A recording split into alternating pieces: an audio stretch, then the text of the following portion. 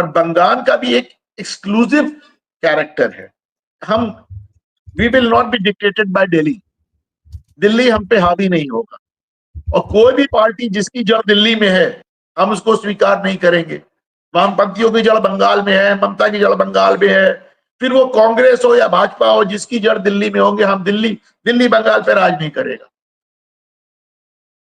देखिए, first and foremost मैं एक बात कहना चाहता हूं कि प्रेसिडेंट रूल की जो धाराएं बनी है, मैं नहीं कह रहा हूं कि लागू होनी चाहिए, नहीं होनी चाहिए, उसकी जो सबसे इंपॉर्टेंट, सबसे महत्वपूर्ण रीजन है ब्रेकडाउन ऑफ कॉन्स्टिट्यूशनल मशीनरी। किसी भी राज्य में संवैधानिक व्यवस्था का टूट जाना, ध्वस्त हो जाना।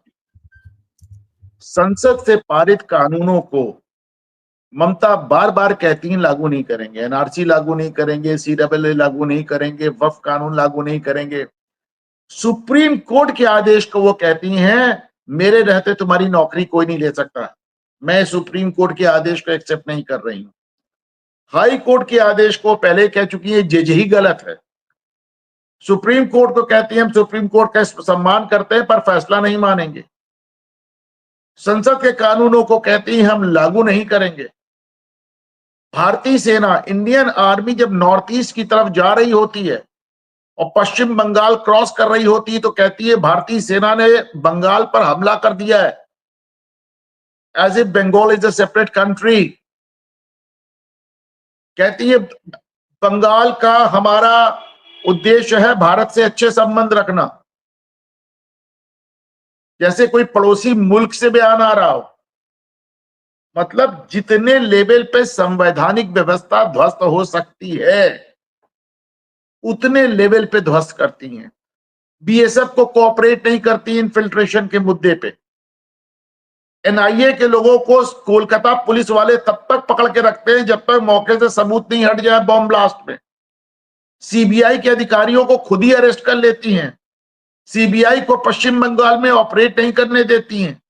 आप मुझे बताएं, सिवाय अपना वीजा छापने के, अपने पासपोर्ट छापने के, अपने करेंसी छापने के, कौन सा काम बचा जिससे ये ना समझ में आए कि she is acting like the head of a separate country.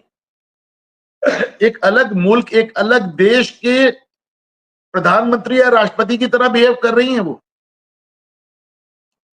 इस तरह के बयानात तो डोनाल्ड ट्रंप नहीं देते जिस तरह के वो देते हैं। तो भाई this is a total anarchy, total breakdown of constitutional machinery in West Bengal. इससे ज्यादा कुछ नहीं हो सकता। भारतीय जनता पार्टी का क्या है भाई, उन्हें क्रिटिसिज्म आप करते रहिए, उनको अपनी एक राजनीति की, उनको लगता है कि अगर ममता बनर्जी को हम प्रेसिडेंट रूल लगा दिया, अब भाई उन्होंने अपने पुराने सबक ले रखे हैं, उनको लगता है प्रेसिडेंट रूल लगा देंगे तो उनको जमाने बाद जो पश्चिम बंगाल की जनता ममता के खिलाफ हो रही है उनको फिर से एक सहानुभूति मिल जाएगी। उनको सहानुभूति कार्ड नहीं देना है, लेकिन इसमें भाजपा सफर भी करती है। बहुत बड़ा हिंदू वोटर ऐसा है जिसको लगता है कि भाई भाजपा का आना ना आना श्योर नहीं है, हम वोट दे देते हैं, उसके बाद टीएमसी गुंडे हमें दौड़ा मारते हैं। दे भी कि ना दें, वहां तो पॉइंट आउट कर देते हैं कि इस बिल्डिंग से वोट नहीं आया, इस इलाके से वोट नहीं आया। हिंसा का एकदम नंगा नाच होने लगता है वहां पे। लेकिन लोग परेशान हैं। आप देखिए 2 दिन से पश्चिम बंगाल में जिस तरह सड़क पे जिहादियों का कंट्रोल हो गया है, पुलिस वालों को दौड़ा के मार रहे हैं, पुलिस की गाड़ियां जला रहे हैं, लोगों को धमका रहे हैं, लोगों को पीट रहे हैं, आगजनी कर रहे हैं, हिंसा कर रहे हैं। लोग टोपी लगा के इतने लंबे लंबे जुलूस निकाल रहे हैं, नाराए तकबीर चल रहा है। कॉमन मैन इज अफ्रेड, परेशान है। लेकिन एक ये लगता है कि साहब ऐसा ना हो कि भाजपा फिर हार जाए, ममता फिर आ जाए और हमारी खाल खींच ली जाए। तो इन सब चीजों के चलते एक बड़ी अजीब सी वहां स्थिति बन गई है। बीजेपी को लगता है कि let us give her a long rope and she will hang herself, लंबी रस्सी देते हैं। और ममता, अच्छा एक प्रशासक के तौर पे मैंने बहुत सरकारों को बहुत नजदीक से देखा आदि, कोई भी मुख्यमंत्री जाने दीजिए, कोई भी जिले का कलेक्टर पसंद नहीं करता कि उसका हिंसा हो। No one wants that, no one wants that. Mamata भी नहीं चाहती उनकी अहिंसा हो। लेकिन भाई जिस जो भस्मासुर तुमने तैयार किया है उसको रोकने के लिए हमारे पास कैसे रोको? सर एक डर आया था दीदी के मन में, एंड ये जब शेख हसीना को हटाया गया था ना, उस टाइम पे दिखा था कि दीदी को थोड़ा सा डर लगा था, एंड एकदम से वो झड़पी थी कि नहीं नहीं नहीं नहीं, मैं जो भी गवर्नमेंट बोलेगी मैं करूंगी, मैं ये वो ऑल दैट। एंड वो एक टाइम था जब आप देख रहे थे मिजोरम के भी चीफ मिनिस्टर थोड़ा सा रिबेल कर रहे थे उस टाइम पे, मणिपुर में भी गच्चा चल रहा था। एनीवेज मणिपुर मिजोरम तो सारा ठंडा हो गया, वहां का चीफ मिनिस्टर तो यू टर्न काट लिया पूरा अच्छे से। यहाँ पर भी इसने भी यू टर्न काट लिया फ्रॉम बीइंग सेइंग कि भैया मैं पूरी तरह से सपोर्ट करूंगी, अभी ये वापस उसी अपने डायरेक्शन में चलना शुरू हो गई है, सनातन को बोलती है गंदा धर्म है। तो देखिए ये सनातन क्या हुआ कि इन्होंने यू टर्न काटा है अभी? सनातन को गंदा धर्म तो मुझे वो पार्टी बता दी है जिसने ना बोला हो। हाँ सपा वो ने तो है। कहा, लालू की पार्टी ने कहा, केजरीवाल ने कहा, डीएमके ने कहा, कांग्रेस के तो राष्ट्रीय अध्यक्ष के लड़के ही कहते हैं, सबने कहा। रही बात ममता बनर्जी का डरना और यू टर्न, डर दूसरे कारण से था। डर इसलिए था क्योंकि बांग्लादेश में जो हो रहा था वो लग रहा था कि वो बंगाल में स्पिल ओवर कर जाएगा। वो लग रहा था कि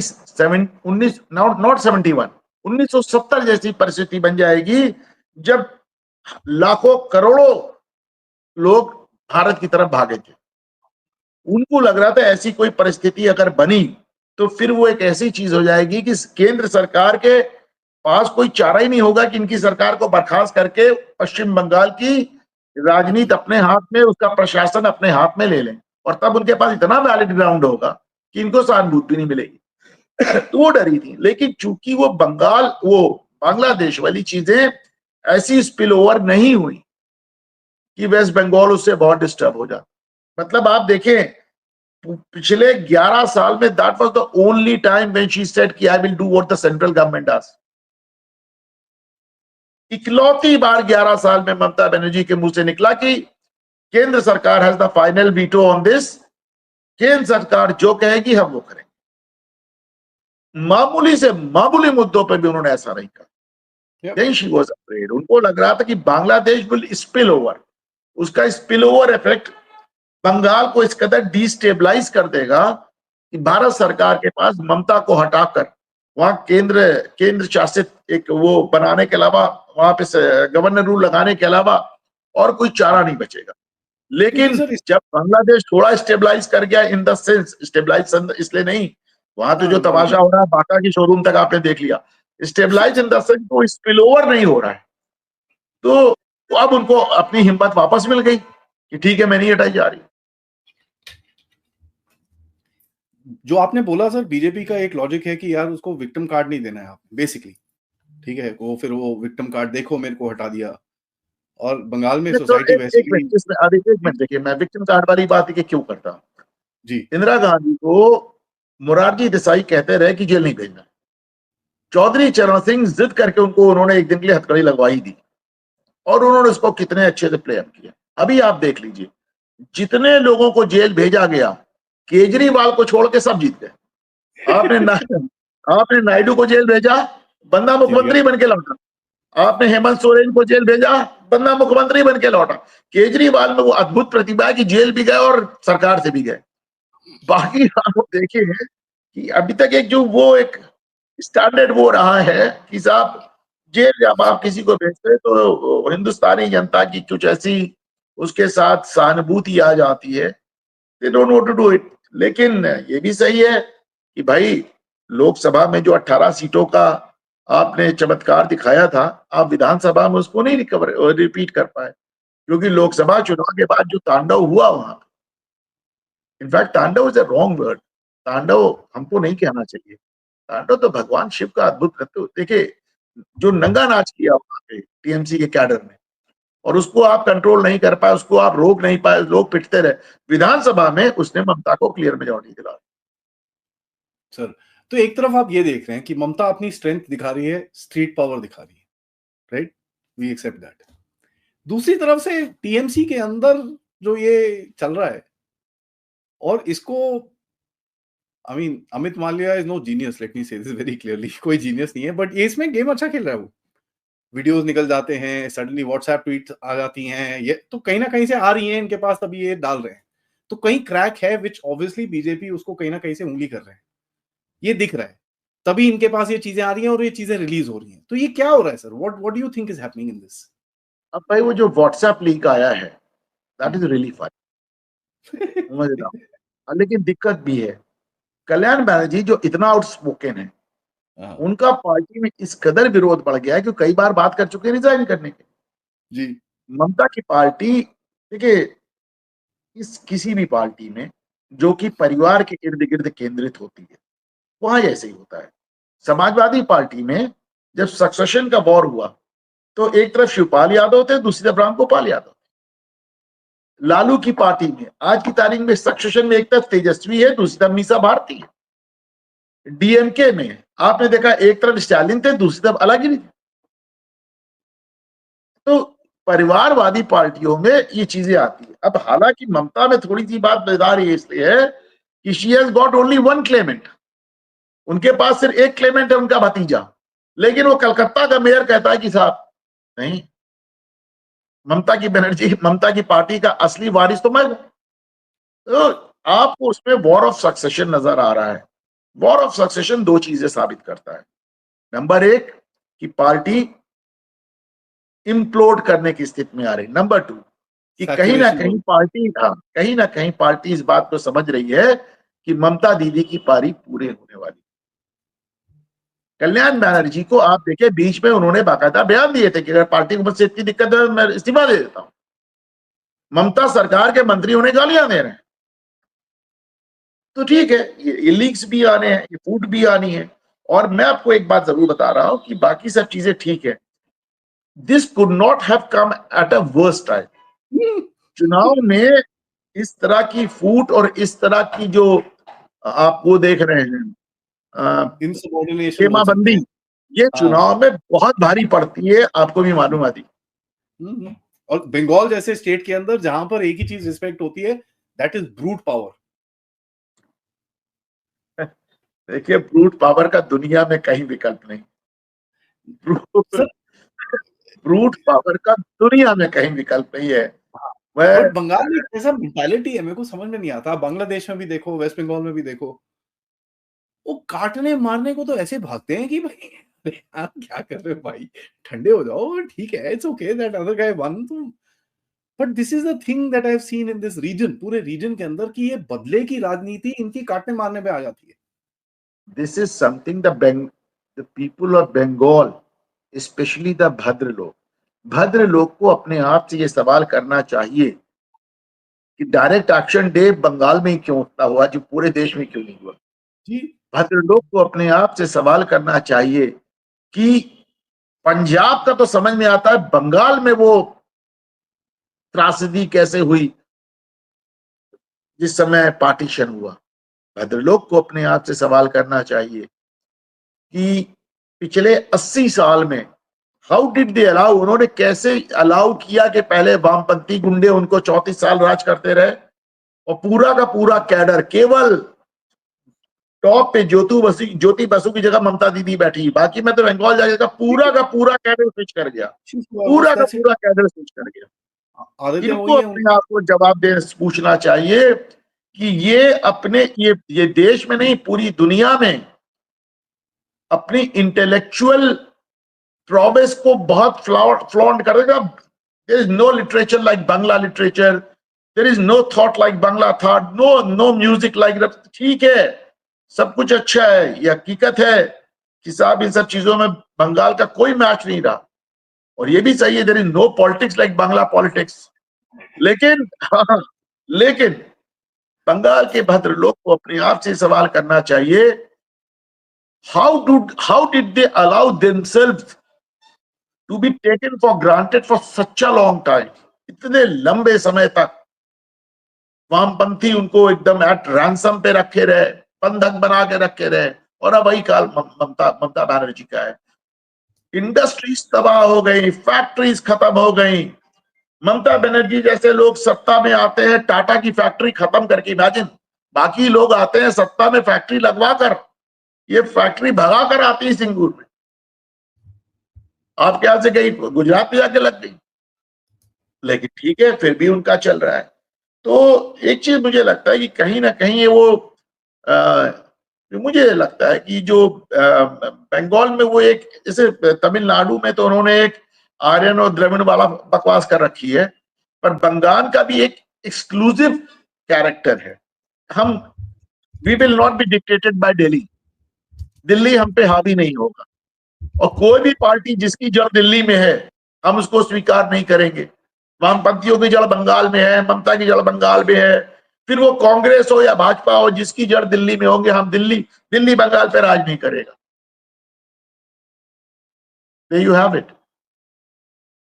ये बड़ा एक वियर्ड सा इनका फिनोमेना है। मैं हैव बीन ट्राइंग टू, मैं बिकॉज़ जैसे मैं जियोपॉलिटिक्स में जा रहा हूं, मैं कुछ बहुत अनपॉपुलर ओपिनियंस रख रहा हूं, इस तरह की बातें वो नहीं, मैं पहली बार कह रहा हूं ओपनली, लेकिन that is how it has happened. Sir मैं आपको ये बताऊं, I have been asking this question, मैंने, आप पहले नहीं हो सर, मैंने 5 लोगों से ये सवाल पूछा है, people who are operated military की तरफ से, जिन लोगों ने बंगाल और बांग्लादेश में ऑपरेट करा है, हमारे पुराने इंटेलिजेंस वालों से मैंने ये सवाल पूछा है शो के ऊपर, हमारे डिप्लोमेट से हमने सवाल पूछा है ये, और मैंने आर्मी ऑफिसर से ये सवाल पूछा है कि भाई ये प्रॉब्लम क्या है, मुझे समझाओ। Everybody is given me the same answer कि साहब सब कुछ बढ़िया है, ये हर चीज एक्सट्रीम में होती है इनसे। लिटरेचर बोलो इतना एक्सट्रीम, बढ़िया लिटरेचर, पॉलिटिकल तो इतना एक्सट्रीम हो जाता है, they are just, that's how the culture is. So ये something that I think not only literature, मतलब literature, poetry, music, art, drama, everything. मैं कहता हूं कि बॉलीवुड से आप बंगाल निकाल दीजिए, बंगाली एक्टर अपने बंगाल निकाल दीजिए, गुरदत्त निकाल दीजिए, राज कपूर निकाल दीजिए, कोई बचता ही नहीं। करेक्ट। सो यही द मेरे को जो चीज समझ में आई कि वो कल्चर हर चीज को एक एक्सट्रीम पे ले जाता है कि भाई बेस्ट होना है इसके अंदर, अब वो वायलेंस में भी बेस्ट हो जाते हैं तो उसमें कड़ हो जाती है। तो somewhere I think there is a problem. But sir एक चीज मेरे को और पूछनी है इस पॉलिटिक्स के अंदर, अगर आप अभी देख रहे हैं इस टाइम पे इन लोगों ने वफ का झुंझुना पकड़ा हुआ है, एंड एक चीज आप देख रहे हैं कि Bengal is the only state, देश के अंदर कहीं कुछ नहीं हो रहा, एक आधा कुछ वो खड़े हो जाते हैं, 5 बंदे डंडे पड़ते भाग जाते हैं, उसके बाद सब घर। बंगाल एक जगह है जहां पर वक्फ के पीछे पड़े हैं। बंगाल की हमारी सबसे प्यारी, सबसे सुंदर, सबसे राज दुलारी सुश्री महुआ मित्रा जी जाके वक्फ का वहां पर उनको सुप्रीम कोर्ट में वो करना है, वो तो पता है हमको, पूरा नेक्सस है उनका प्रशांत भूषण के साथ। बंगाल में क्यों ऑपोजिशन है? भाई पूरे देश के अंदर ऑपोजिशन नहीं है। जेएनके में वो थोड़ा सा उन्होंने, वो आपको पता ही है सर, वो तो करेंगे, वो दैट इज गिवन, बाकी और कहीं नहीं। हाँ वो स्टालिन ने कुछ बोला, but hardly anything, there is no protest, nothing. ये बंगाल में जो वायलेंस हो रही है, इससे ये क्या क्या करना चाहती है? What does she want to do? ये जो उनकी पार्टी में ब्रेक हो रहा है, उससे पब्लिक का अटेंशन दूर करना चाहती हैं कि क्या करना चाहती हैं? देखिए, बंगाल का वायलेंस 2 तरह का है। एक तो वायलेंस वो है, भारतीय जनता पार्टी के वोटर्स को सबक सिखाओ, उनको इंटिमिडेट करो, उनको ये बात समझाओ कि तुमको बचाने भाजपा नहीं आएगी, तुमको यहीं रहना है, वोट नहीं दोगे तो मार खाओगे। ये हमने उत्तर प्रदेश के भी कुछ इलाकों में कई बार देखा, हम जानते हैं, आई नो दैट। दूसरा वायलेंस जो आप अभी देख रहे हैं, मैं श्योर हूं कि ये वो वायलेंस है जो ममता नहीं चाहती। ममता नहीं चाहती कि साहब उनके राज में जिहादी पुलिस वालों को दौड़ा दौड़ा कर मारे, पुलिस की गाड़ियां जला दें, भयानक एकदम आतंक का नंगा नाच मचा दें। मुझे नहीं लगता ममता ऐसा चाहेंगी, लेकिन आपने भस्मासुर बनाया है, तो भस्मासुर बनाना और भस्मासुर कंट्रोल करना तो अलग बातें हैं। इतिहास गवाह है कि भस्मासुर बनाने वालों ने कभी भस्मासुर कंट्रोल नहीं किया। शिव जी ने जब भस्मासुर बनाया था तो उसको कंट्रोल करने की विष्णु जी की मदद लेनी पड़ी थी। इंदिरा गांधी ने जो अकालीस को खड़ा किया था, उसकी कीमत उन्होंने अपनी जान से दी, खालिस्तानियों को। राजीव गांधी ने जो एलटीटी खड़ी की थी, उसकी कीमत उन्होंने अपनी जान से दी। तो आप देख लीजिए, जिसने जिसने जो भस्मासुर बनाया, अमेरिका ने तालिबान बनाया, तालिबान अमेरिका, आप देखें 9/11 तक पत चली गई बात। तो अब ममता ने भस्मासुर बनाया है तो उसका रिमोट उनके हाथ में नहीं है, उनके हाथ में नहीं है रिमोट। और अनफॉर्चुनेटली वहां पे ममता के अलावा और कोई सत्ता नहीं है इस समय। तो अब 2026 तक तो ऐसे ही चलेगा, पहली बात। दूसरी बात, जिस प्रदेश में पॉपुलेशन 35 से 40% हो रही हो मुसलमानों की, तो वहां पे जाहिर सी बात है, और प्लस सरकार उनको बहुत ज्यादा पैम्पर करती हो, तो वक्फ के खिलाफ सबसे वॉयलेंट, सबसे हिंसक और सबसे जबरदस्त प्रदर्शन तो आपको वही नजर आएगा। और वो भी जब मुख्यमंत्री डंके की चोट पे कह रहा हो कि पास किया होगा संसद ने, हम नहीं लागू करेंगे, वो तो आप उनको खुली छूट दे रहे हैं। That's true sir. और आई मीन बंगाल के सब्जेक्ट में आखिरी एक छोटा सा सवाल मेरे को और पूछना है कि जो बीजेपी के अभी शुभेंदु अधिकारी जी हैं वहां पर काफी आवाज उठा रहे हैं, और इस बारी जो एक शो ऑफ फोर्स दिखा हमको हिंदुओं का ड्यूरिंग रामनवमी, वो बड़ा इंटरेस्टिंग था। पहले तो भैया सबने मना कर दिया कि कोई रैली शाली नहीं होगी, लेकिन फिर बड़ी जबरदस्ती रैली निकली, एंड ऐसी जगहों में से रैली निकली जहां आप भी देख रहे हो यार भाई तुम लोग ठीक ठाक हो, कर क्या रहे हो, but they came out people in numbers and they showed the force. वहां पर वो जाके उन्होंने झंडे लहराए, ये करा वो करा। तो क्या एक ऑपोजिशन फोर्स वहां पर बन के तैयार हो रही है जो अपने आप को एक प्रोटेक्ट करेगी? क्योंकि देखिए सर, मेरे मानना नहीं है कि सेंट्रल गवर्नमेंट आके किसी को बचा सकती है, इट्स नॉट पॉसिबल। रात को 2 बजे आके सेंट्रल गवर्नमेंट सर किसी को नहीं बचा सकती, फॉरगेट एनीबॉडी इन बंगाल। तो हाउ डू यू, ये कैसे देखते हो आप इसको? देखिए ऐसा है, जब बंगाल हो या उत्तर प्रदेश हो या कोई भी जगह, विपक्ष जिनके पास अनडिवाइडेड मुस्लिम वोट है वो बड़े फायदे में रहते हैं। आप अब वहां भाजपा खड़ी होती है, उसको 5% वोट इकट्ठा करने में दशकों लगते हैं। ममता बनर्जी की जो गिनती है वो 36 से शुरू होती है। 35% मुस्लिम वोट किटी में चला गया, स्टार्ट होती 36 से।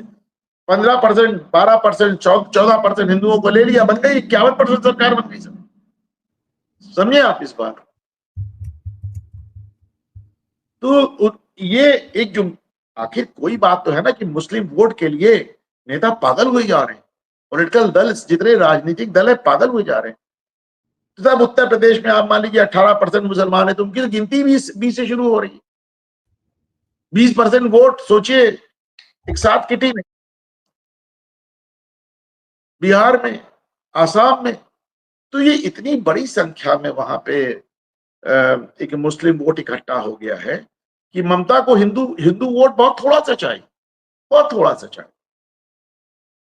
दूसरी बात, बंगाल में जो एक सबसे बड़ी बात है कि चलिए बाकी जगह जो एक कास्ट डिवीजन, जो एक जाति के आधार पे आपको बदलाव नजर आता है कि ये जाति इस पार्टी के साथ, ये जाति इस दल के साथ। Bengal is totally free from caste politics. Bengal शायद देश का इकलौता राज्य है जो किसी भी तरह के जातिवाद से मुक्त है। वहां पे 34 साल में जाति के मुकाबले वर्ग को, कास्ट के मुकाबले क्लास सोसाइटी बनाने पे इतना काम हुआ है कि साहब वहां पे आपको जातिवाद नजर नहीं आता। बंगाल सोच के देखिए कितनी बड़ी जनसंख्या है दलितों की बंगाल में, और बंगाल इकलौता प्रदेश है जहां पे कोई दलित मूवमेंट आपको नहीं नजर आता। आप मतलब बहुत बड़ी बात है साहब। देखिए मैं देख रहा हूं यहाँ पे, हाँ